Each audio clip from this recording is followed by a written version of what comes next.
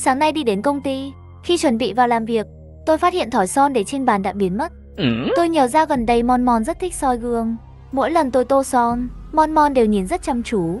Tôi đoán là Mon Mon đã lấy trộm son của tôi. Tôi liền đi tìm khắp ổ mèo của Mon Mon, tìm cả mấy nơi Mon Mon hay chơi cũng không thấy.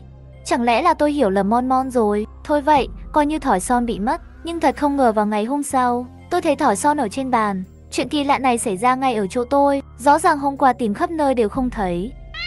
Khi tôi đang chuẩn bị tô son, Mon Mon liền chạy lại liên tục kêu meo meo. Mon Mon không cho tôi tô son sao? Nhưng tại sao nó làm vậy?